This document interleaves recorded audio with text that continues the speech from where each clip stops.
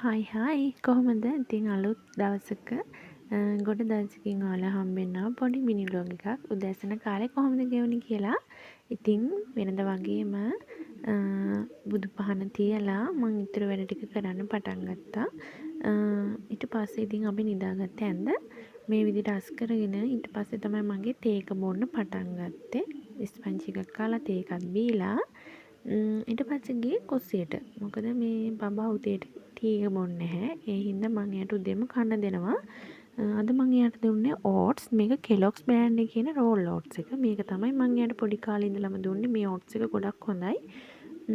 වෙනදට ඕට්ස් එකට මම රටින්දී කෙසෙල් අඹ ඒ තුනම වගේ දාලා ඇඩ් කරලා දෙනවා. අද මේ කෙසෙල් එහෙම දාන්නේ නැහැ. මොකද එළියේ සීතලත් එක්ක රටින්දී විතරයි අද ඕට්ස් එකට ඇඩ් කරන්නේ. මේකත් හොඳට උණු වතුරට දාලා සෝදලා උණු වතුරෙන් පෙගෙන්න තියලා තමයි මිල්ක් වලින් හොඳට ක්‍රීමි එකක් වෙන්න පොඩි කරලා තමයි ඕට්ස් එකට ඇඩ් කරන්නේ. මේක හොඳට පොඩි කරගන්න ඕනේ. නැත්නම් අර චුට්ටි කෑලි වගේ හිටිනවනේ. එහෙම වුණාම මේ කන්නත් අමාරුයි. ඒ නිසා මේක හොඳට වෙලාව අරගෙන ක්‍රීමි එකක් වෙන්න ගෑරුප් එකකින් පොඩි කරලා තමයි මම ඕට්ස් එකට ඇඩ් කරන්නේ. සිරප් එක තිබ්බනම් ලේසි ළමයි සිරප් එක ඉවර වෙලා.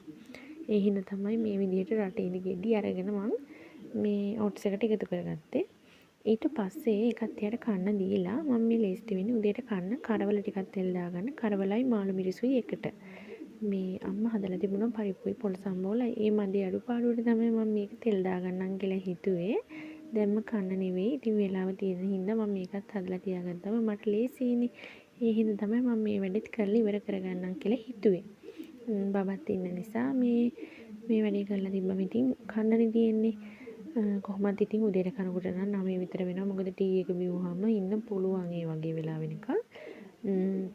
ඔයාලගේ පැත්තට දැන් වහිනවා ඇති නේද මේ දවස්වල. මොකද මේ හැම පැත්තටම වැස්සනේ.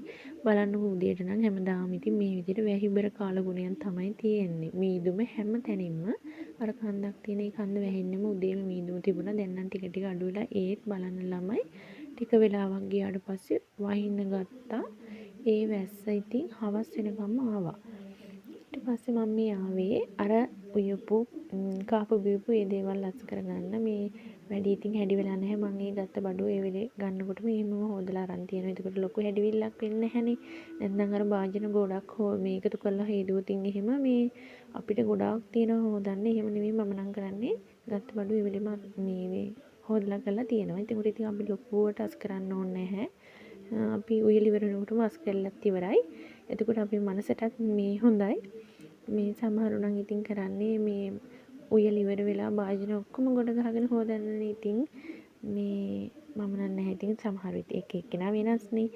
මේ හිතන විදිහ ඉතින් වෙනස්. ඒ හින්දා ඉතින් මම නම් ඉතින් මෙහෙම තමයි කරන්නේ. ඊට පස්සේ අවසානයේ සිංක් එකත් මෙහෙම හොදගෙන ඒ වැඩෙත් ඉවර කරගත්තා. ඊට පස්සේ දැන් මේ ලෑස්ති වෙන්නේ මං උයපු ලිපත් ඩීප් ක්ලීන් කරගන්න.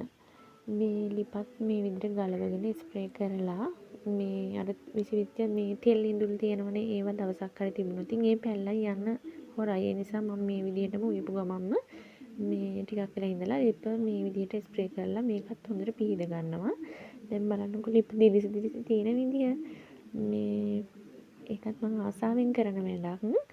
මේ අපේ තියෙන බඩුවක් අපි ඒ විදිහටම පරිහරණය කරවුවොත් අපිට ඉතින් ඒක ඒ විදිහටම තියාගන්න පුළුවන්. නැත්තම් සමහර තියෙනවා මේ ඒව උයලා එහෙමම ඉඳුල් වැදිලා එහෙම කැතට. ඊට පස්සේ ඉතින් මම මේ විදිහට අස් කරගෙන අතපතු ගාලා ඔක්කොම කරලා ඉවර වෙලා තමයි උදේට කෑවේ. මේ වෙලාවේ නම් ඉතින් හොඳටම බඩගිනි හිටියේ වීඩියෝ කරගන්නත් බැරි තරම්. ඊට පස්සේ අවසානයේ මේ විදිහට හඳුන් කෝරකුත් ගහලා මගේ දවස් උදේවරුම මේ විදිහට ඉවර කරගත්තා. ඉතින් අලුත් දවසක ආයෙනකන් එතකම් පරිස්සමින් ඉන්න. ආදරේ. බයි.